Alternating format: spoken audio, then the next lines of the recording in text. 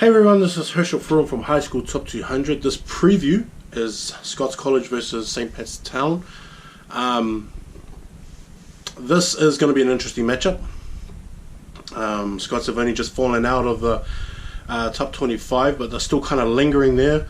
I think that they're kind of a team that is going to be within that top 30 range, because Scots is actually a really good team and a really young team. They've got a whole bunch of guys that are year 12 and year 11, as well as guys that are young year 13s that also could come back again. And so I think that they're probably going to be a pretty strong team for the next couple of years. I think that they've got, I think that they have the back line to dominate this game, and then that's just the back line first, okay? And I'm doing that because with guys like Jack Mixted, we got Marlaw, Ty, Jalen, Caleb, Jack, Roderick, all these guys in the back line. I think that that's just a lot of firepower, good organizing skills, organizing player skills in there. I mean, Jack and Marlaw can do that from 9 and 10. And I think that's a great thing.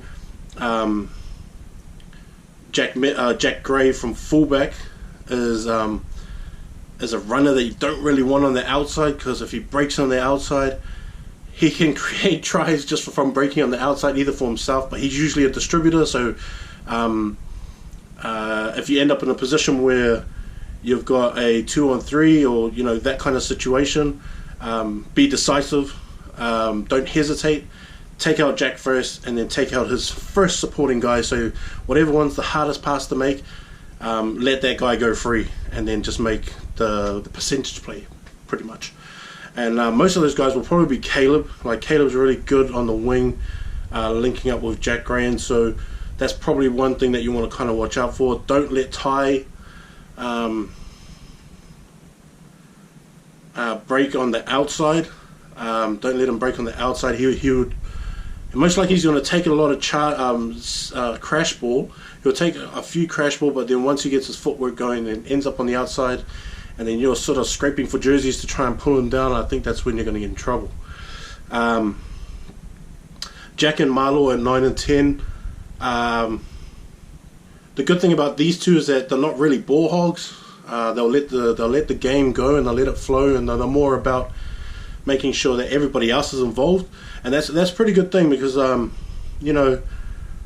think being behind two guys like this, especially as a forward pack and as a back line, if you have two players, like especially halfback and first five, that hog the ball a lot, or most of your possessions become kicks and things like that, the game just gets really long. You do a lot of meters of running without the ball, things like that. It just becomes a shutdown game most of the time. And so, like, these guys, they let everyone get their touches, which I think is great.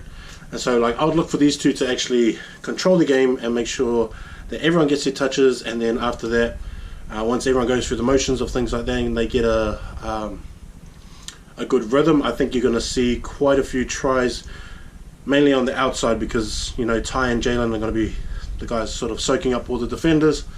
And then Jack Gray will come in with Caleb, Roderick, and then I think you'll see a lot of tries from the back line. And I think that that's where the strength is.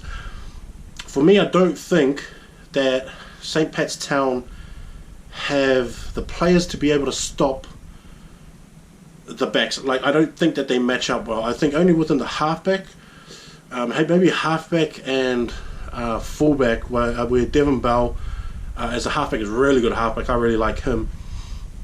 I think that he matches up well, but I think that's kind of the real only matchup that you can have that actually makes sense, that you could kind of cancel those two out. Missy Marlaw, I think, is the halfback for St. Pat's Town. I don't know too much about him. Like, I've seen little clips and stuff like that of him playing as well. So, like, I'm pretty interested to see how he actually goes going against Marlaw, who's been there for 3 years already, or 4 years, because he was there as a year 10, and so, like, it's going to be interesting anyway. Ben Shepherd and Ricky are probably going to be the second five in centre, and they're going to have a hard time. And if I was them, I'd put all my energy into defense and just have a solid defensive game, and then just do normal crash ball and kind of let all the energy go for, towards the wingers and give them the ball and things like that. And I'll just go solely on defense, because I think if this game opens up, it's going to open up on Scott's side, and it's going to open up in the midfield. And so for me, being in Ricky, I would go straight defense and just all energy on defense and shut them down. So with the backs, for me personally, St. Pat's is going to have to defend the whole time, make sure there's no gaps, make sure there's no leaks, things like that. And then for Scots, it's all about crash and rhythm, figure out the weaknesses, figure out all the outside edges that you can sort of expose, and then start attacking them within maybe 25 minutes. I would say around that kind of period of time, when once you start figuring out like where everyone sort of moves and everyone's tendencies, things like that, then you can start attacking from there. In the forwards, I still think Scots have it from in the forwards as well.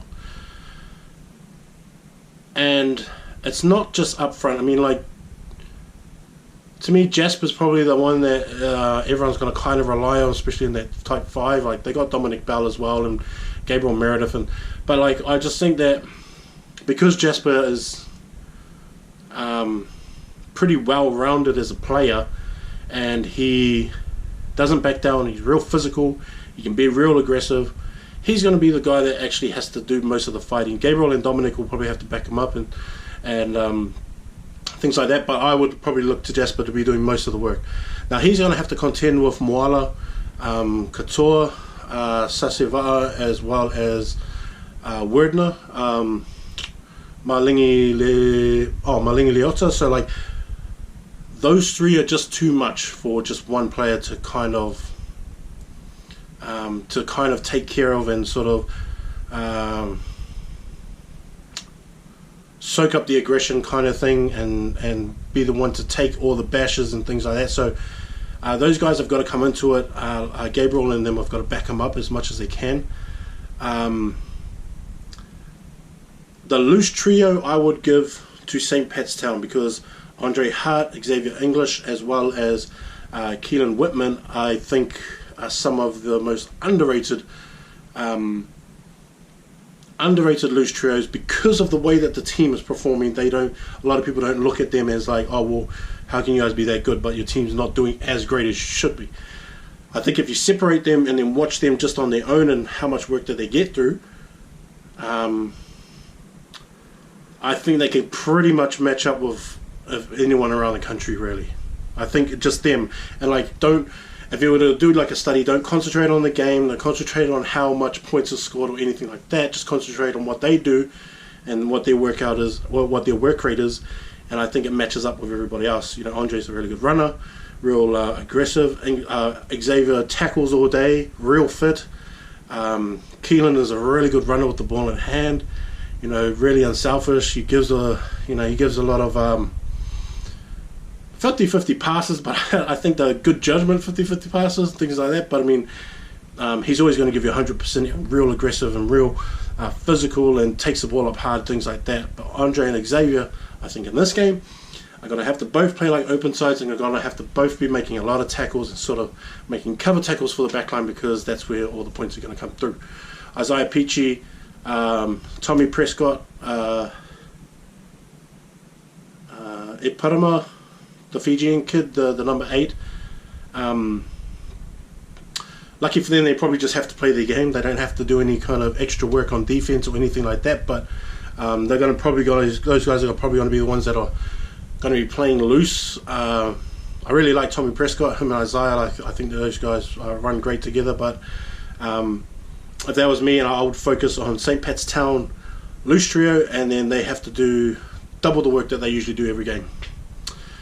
You don't want another blowout score. I think they had a really good win last week, and probably got a lot of good confidence from the game last week, and that's good.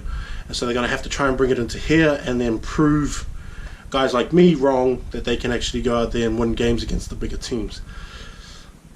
I am picking Scots and I'm picking Scots to win this one 27-12. I think the backs might be too strong. The 6, 7, 8 work rate is going to be spread out. Jasper's going to be bashed at the end of this game because he's going to have to try and do the extra work, or like extra work that he's not really used to doing. And as a prop hooker, he's just going to have to sort of adjust. And the scrums are going to be, hopefully they're going to stay together and stick together. But Scots will be taking those scrums too, I think. Look out for Junior Walese, also Zeke Fiso, guys like that on the field.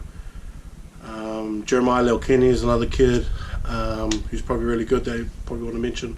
Guys like that. Alright, but that's my review. Peace.